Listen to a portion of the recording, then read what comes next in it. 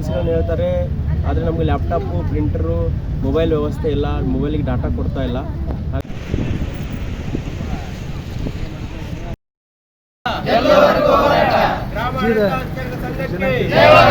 ಕರ್ನಾಟಕ ರಾಜ್ಯ ಗ್ರಾಮಾಡಳಿತ ಸಂಘಕ್ಕೆ ಬರಲಿ, ಬೇಕೇ ಬೇಕು.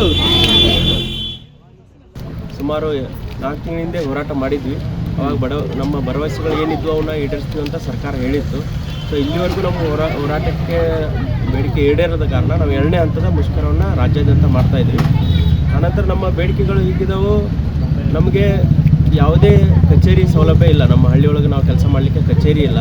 ನಮಗೆ ಆನ್ಲೈನ್ ಕೆಲಸಗಳನ್ನ ಹೇಳ್ತಾರೆ, ಆದರೆ ನಮಗೆ ಲ್ಯಾಪ್ಟಾಪು, ಪ್ರಿಂಟರು, ಮೊಬೈಲ್ ವ್ಯವಸ್ಥೆ ಇಲ್ಲ, ಮೊಬೈಲಿಗೆ ಡಾಟಾ ಕೊಡ್ತಾ ಇಲ್ಲ. ಹಾಗಾಗಿ ನಮಗೆ ಮತ್ತು ಡಿಸ್ಟಿಕ್ ಬಿಟ್ಟು ಡಿಸ್ಟಿಕ್ಕಿಗೆ ಟ್ರಾನ್ಸ್ಫರ್ ಸಿಗ್ತಾ ಇಲ್ಲ. ರೂಲ್ 6 ತೆಗೆದಿದ್ದಾರೆ. ಹೀಗಾಗಿ ಈ ಥರದ್ದೆಲ್ಲ ಬೇಡಿಕೆಗಳು ಇಟ್ಕೊಂಡು ನಾವು ಹೋರಾಟ ಮಾಡ್ತಾಯಿದ್ದೀವಿ. ಆನಂತರ ನಮಗೆ ಕಚೇರಿ ಆಗಬೇಕು. ಮಹಿಳೆಯರು ಹಳ್ಳಿಯೊಳಗೆ ಹೋಗಿ ಕೆಲಸ ಮಾಡ್ತಾಯಿದ್ದಾರೆ. ನಮ್ಮ 50% ಗ್ರಾಮ ಆಡಳಿತಾಧಿಕಾರಿ ಮಹಿಳೆಯರು ಇರೋದ್ರಿಂದ ಅವರಿಗೆ ಹಳ್ಳಿಯೊಳಗೆ ಸರಿಯಾದ ಶೌಚಾಲಯ ವ್ಯವಸ್ಥೆ ಕೂಡ ಸಹಿತನೂ ಇರೋಂಗಿಲ್ಲ. ಈ ಎಲ್ಲ ವಿಷಯಗಳನ್ನ ಇಟ್ಕೊಂಡು ನಾವು ಹೋರಾಟ ಮಾಡ್ತಾಯಿದ್ದೀವಿ. ಸರ್, ನಮ್ಮ ಇಲ್ಲೆಲ್ಲಿ 60 ಸಾಜಗಳಿದ್ದಾವೆ. 60 ಜನ ಇರಬೇಕಿತ್ತು, ಆದರೆ 20 ವೇಕೆಂಟ್ ಇದ್ದಾವೆ. ಇಲ್ಲಿ 40 ಜನ ನಾವು ಕೆಲಸ ಮಾಡ್ತಾಯಿದ್ವಿ. ಆ 20ಕ್ಕೂ ನಾವು ಇನ್ಚಾರ್ಜ್ ಅಂತ ಕೆಲಸ ಮಾಡ್ತಾಯಿದ್ವಿ. ಅದು ಕೂಡ ನಮ್ಗೆ ಹೊರೆ ಆಗ್ತದೆ. ಅದನ್ನು ಕೂಡ ನಮ್ಗೆ ತುಂಬಿಕೊಡ್ಬೇಕಂತ ಗೌರ್ಮೆಂಟ್ ನಮಗೆ 60 ಸಾಜಕ್ಕೆ 60 ಕಚೇರಿ ನಮ್ಗೆ ಆಫೀಸ್ ಇರಬೇಕಿತ್ತು. ಆದರೆ ಸುಮಾರು 6ರಿಂದ 7 ಅಷ್ಟೇ ಇದ್ದಾವೆ. ಇನ್ನು ಉಳಿದ ಎಲ್ಲ ಸಾಜಗಳಲ್ಲಿ ಕಚೇರಿಗಳಿಲ್ಲ. ನಾವು ಬಾಡಿಗೆ ತೊಗೊಂಡು ಅಥವಾ ಇಲ್ಲೇ ದೇವಸ್ಥಾನದಲ್ಲಿ ಕೂತ್ಕೊಂಡು ಅಥವಾ ಇಲ್ಲೇ ಯಾರ್ದೋ ಮನೆ ಕಟ್ಟೆ ಮೇಲೆ ಕೂತ್ಕೊಂಡು ನಾವು ಕೆಲಸ ಮಾಡಿಕೊಟ್ಟು ಬರ್ತಾ ಇದ್ದೀವಿ. ಹಾಗಾಗಿ ನಮ್ಗೆ ಎಲ್ಲರಿಗೂ ಕಚೇರಿ ವ್ಯವಸ್ಥೆ ಮಾಡಿಕೊಡ್ಬೇಕು ಅಂತ ಮಾಡಬೇಕಾದ ಜನರಿಗೆ ಯೋಜನೆಗಳು ಬಂದಿದ್ದೆಲ್ಲ ಆನ್ಲೈನ್ ಬರ್ತಾ ಇದ್ದಾವೆ. ಸರ್, ಈಗ ಎಲ್ಲ ಯೋಜನೆಗಳು ಬರೋದು ಆನ್ಲೈನ್ ಮೂಲಕ ಬರ್ತಾವೆ. ನಾವು ಆನ್ಲೈನ್ ಮೂಲಕನೇ ಮಾಡಬೇಕು. ಹಾಗಾಗಿ ನಮ್ಮ ಮೊಬೈಲು ಕೂಡ ಒಂದು ಮೊಬೈಲು ಗೌರ್ಮೆಂಟ್ ಇಲ್ಲಿವರೆಗೂ ಕೊಟ್ಟಿಲ್ಲ. ಅದಕ್ಕೆ ಡಾಟಾ ಕೊಡ್ತಾ ಇಲ್ಲ, ಒಂದು ಲ್ಯಾಪ್ಟಾಪ್ ಕೊಡ್ತಾ ಇಲ್ಲ, ಅದಕ್ಕೆ ಪ್ರಿಂಟರ್ ಕೊಡ್ತಾ ಇಲ್ಲ. ಹಾಗಾಗಿ ಇವೆಲ್ಲ ಸೌಲಭ್ಯಗಳನ್ನು ಕೊಟ್ಟರೆ ನಮ್ಮ ರಾಜ್ಯ ಸರ್ಕಾರದ ಏನು ಯೋಜನೆಗಳು ಬರ್ತಾವೆ ಅವನ್ನ ನೇರವಾಗಿ ನಾವು ಜನರಿಗೆ ಮುಟ್ಟಿಸ್ಲಿಕ್ಕೆ ಅನುಕೂಲ ಆಗ್ತದೆ. ನಾವು ಜನರಿಗೆ ಅನುಕೂಲ ಮಾಡಲಿಕ್ಕೆ ನಾವು ಹೋರಾಟ ಮಾಡ್ತಾ ಇದ್ವಿ. ನಮ್ಮ ಪೇಮೆಂಟ್ ಹೆಚ್ಚಿಗೆ ಮಾಡಿರಿ ಅಂತ ನಾವು ಹೋರಾಟ ಮಾಡ್ತಾ ಇಲ್ಲ. ಸರ್, ಮಾಡಿದೆ ಸರ್ ನಾವು ಕೆಲಸನ ಇಷ್ಟು ವರ್ಷನೂ ನಾವು ಅವ್ರು ಏನೇನು ಯಾಕೆ ಕೊಡ್ತಾರೆ, ಏನೇನು ಹೊಸ ನಮ್ಗೆ ಕೆಲಸ ಹೇಳ್ತಾರಲ್ಲ ಎಲ್ಲವನ್ನೂ ಮಾಡ್ಕೊಳ್ತಾ ಬಂದಿದ್ದೇವೆ ಸರ್. ಆದರೆ ನಾವು ಮುಷ್ಕರ ಮಾಡಿದ್ದಿಲ್ಲ. ಎಲ್ಲ ನೋವುಗಳನ್ನು ನಾವು ಒಳಗೆ ಇಟ್ಕೊಂಡು ಒತ್ತಡನ ಸಹಿಸ್ಕೊಂಡು ಕೆಲಸ ಮಾಡಿದ್ದೀವಿ. ಆ ಒತ್ತಡ ಈಗ ನಮಗೆ ಒತ್ತಡ ನಮ್ಮ ನೋವು ಏನಾಗಿದೆ ಅಲ್ಲ ಈ ಒಂದು ಸಮಯದೊಳಗೆ ಹೊರಗೆ ಹಾಕಿದ್ದೇವೆ ಅಷ್ಟೇ ಸರ್. ಅದು ಸರ್ಕಾರದ ಮಟ್ಟಿಗೆ ಯಾರೂ ಗಮನಕ್ಕೆ ತಂದಿರಲಿಲ್ಲ. ನಮ್ಮ ರಾಜ್ಯಾಧ್ಯಕ್ಷರಿಗೆ ನಾವು ನಿಜವಾಗ್ಲೂ ಒಂದು ಧನ್ಯವಾದಗಳನ್ನು ತಿಳಿಸ್ಬೇಕು ಸರ್. ಯಾಕಂದರೆ ರಾಜ್ಯ ಮಟ್ಟದಲ್ಲಿ ಸಾಕಷ್ಟು ಗ್ರಾಮ ಆಡಳಿತಾಧಿಕಾರಿಗಳು ಭಾಳ ನೋವು ಅನುಭವಿಸಿದ್ದಾರೆ ಸರ್. ಮೇಲಾಧಿಕಾರಿಗಳ ಕಿರುಕುಳ ಇರ್ಬೋದು, ಒತ್ತಡ ಇರ್ಬೋದು, ಎಲ್ಲ ಕಿರುಕುಳನೂ ನಮ್ಮ ಕಂದಾಯ ಇಲಾಖೆ ಒಳಗೆ ಹೈ ಲೆವೆಲಲ್ಲಿ ಇದೆ ಸರ್. ಅದನ್ನು ನಾವು ಈ ಒಂದು ಸರ್ಕಾರದ ಮಟ್ಟಕ್ಕೆ ತಂದಿದ್ದೇವೆ ಅಂದರೆ ಅದು ವಿಚಾರ ಮಾಡ್ಬೇಕು ಸರ್. ಸರ್ಕಾರ ಮಟ್ಟದಲ್ಲಿ ಇರ್ತಕ್ಕಂಥ ಅಧಿಕಾರಿಗಳು ಅದನ್ನೆಲ್ಲ ವಿಚಾರ ಮಾಡಿ ನಮಗೆ ಸೌಲಭ್ಯಗಳನ್ನು ಕೊಡ್ಬೇಕು ಸರ್. ನಾವು ಸರ್ಕಾರಿ ನೌಕರರಾಗಿರೋದ್ರಿಂದ ಶಾಂತಿಯುತವಾಗಿ ಪ್ರತಿಭಟನೆ ಮಾಡಕತ್ತೀವಿ ಸರ್. ನಾವು ಘೋಷಣೆಗಳನ್ನು ಕೂಗೋದಾಗಲಿ, ರೋಡೆಲ್ಲ ಬಂದ್ ಮಾಡೋದಾಗಲಿ, ಬಸ್ ಬಂದ್ ಮಾಡೋದಾಗಲಿ ಈ ಥರ ಮಾಡೋಕ್ಕೆ ನಮಗೆ ಅವಕಾಶ ಇರೋದಿಲ್ಲ ಸರ್. ನಮ್ಮ ಒಂದು ಕಾನೂನಿನ ಚೌಕಟ್ಟಿನಲ್ಲೇ ನಾವು ಶಾಂತಿಯುತವಾಗಿ ಪ್ರತಿಭಟನೆ ಮಾಡಕತ್ತಿದ್ದೀವಿ ಅಂದರೆ ಅದನ್ನೆಲ್ಲನೂ ಸರ್ಕಾರ ಒಂದು ಒಳ್ಳೆ ರೀತಿಯಲ್ಲಿ ಅರ್ಥ ಮಾಡ್ಕೊಂಡು ನಮಗೆ ಸೌಲಭ್ಯ ಮೇಂಟೈನ್ ಸರ್. ರಜಾ ದಿನಗಳಲ್ಲಿ ಮತ್ತು ಕಚೇರಿ ಅವಧಿ ನಂತರ ರಾತ್ರಿ ಅವಧಿ ಒಳಗೆ ಕಚೇರಿಯಲ್ಲಿ ನಮ್ಗೆ ಒತ್ತಡ ಸ್ಪೆಷಲಿ ನಮ್ಮ ಕಂದಾಯ ಇಲಾಖೆ ಒಳಗೆ ಒತ್ತಡದ ಕೆಲಸ ಭಾಳ ಇರ್ತೈತಿ.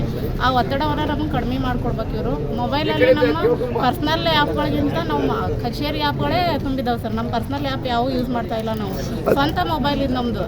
ನಾವು ಸ್ವಂತ ಮೊಬೈಲಲ್ಲಿ ಸರ್ಕಾರಿ ಆ್ಯಪ್ಗಳನ್ನು ನಿರ್ವಹಣೆ ಮಾಡಕತ್ತೀವಿ. ನಾವು ಈ ಥರ ಸರ್ಕಾರಕ್ಕೆ ಬೇಡಿಕೆ ಇಟ್ಟಿರೋದು ಸರ್ಕಾರಕ್ಕೆ ನಮಗೆ ಬೇಸರದ ಸಂಗತಿ ಏನಂದರೆ ನಮ್ಮ ಕೆಲಸ ಮಾಡೋಕ್ಕೆ ಸೌಲಭ್ಯ ಕೊಡ್ರಿ ಅಂತ ಹೇಳಿ ನಾವು ಮುಷ್ಕರ ಮಾಡೋದು ತುಂಬ ಬೇಸರ ಆಗ್ತಿದೆ ಸರ್ ನಮಗೆ. ಯಾಕಂದ್ರೆ ನಮಗೆ ಏನಾರ ನಮಗೆ ಇದು ಫೆಸಿಲಿಟೀಸ್ ಕೊಡ್ರಿ ಅಂತ ಹೇಳಿ ನಾವು ಇದು ಮಾಡೋಕತ್ತಿಲ್ಲ ಮುಷ್ಕರ ಹೇಳಿ. ಕೆಲಸ ಮಾಡೋಕೆ ಅನುಕೂಲ ಆಗಂಗೆ ನಮಗೆ ಸೌಲಭ್ಯಗಳನ್ನು ಕೊಡ್ರಿ ಅಂತ ಹೇಳಿ ಅಷ್ಟೇ ನಾವು ಮುಷ್ಕರ ಮಾಡ್ತಿರೋದು. ಹಾಗಾಗಿ ಭಾಳ ನೋವಿನ ಸಂಗತಿ ಸರ್. 9ನೇ ದಿನದ ಮುಷ್ಕರ ಆದರೂ ಕೂಡ ಸರ್ಕಾರದಿಂದ ಯಾವುದೇ ರೀತಿ ಸ್ಪಂದನೆ ಬಂದಿಲ್ಲ. ಇವತ್ತು ಒಂದು ಸಭೆ ಕರೆದಿದ್ದಾರೆ. ಆ ಸಭೆಯಲ್ಲಿ ನಮಗೆ ಬೇಡಿಕೆಗಳು ಈಡೇರಿದ್ರೆ ಚಲೋ ಸರ್. ಇಲ್ಲಾಂದ್ರೆ ನಾವು ಮತ್ತೆ ಮುಷ್ಕರವನ್ನು ಮುಂದುವರಿಸ್ತೇವೆ ಅಂತ ಹೇಳಿ ನಮ್ಮ ರಾಜ್ಯಾಧ್ಯಕ್ಷರ ಯೋಗೇಶ್ ನಾಯಕ್ ಅಂತ ಹೇಳಿ ಸರ್ ಅವರು ನಮ್ಮ ಕರ್ನಾಟಕ ರಾಜ್ಯ ಗ್ರಾಮ ಆಡಳಿತಾಧಿಕಾರಿಗಳ ಸಂಘದ ಅಧ್ಯಕ್ಷರು ಸರ್, ರಾಜ್ಯಾಧ್ಯಕ್ಷ. ಎಲ್ಲರೂ ನಾವು ಸರ್ಕಾರಿ ಇಲಾಖೆ ಗ್ರಾಮ ಆಡಳಿತಾಧಿಕಾರಿಗಳು ಕಂದಾಯ ಇಲಾಖೆಯಲ್ಲಿ ಸೇವೆ ಸಲ್ಲಿಸ್ತಾ ಇದ್ದೀವಿ ಸರ್. ಎಲ್ಲ ಮಾಹಿತಿಯನ್ನು ಡಿಜಿಟಲ್ ಕೇಳ್ತಾರೆ, ಆನ್ಲೈನ್ ಕೇಳ್ತಾರೆ ಮಾಹಿತಿಯನ್ನು.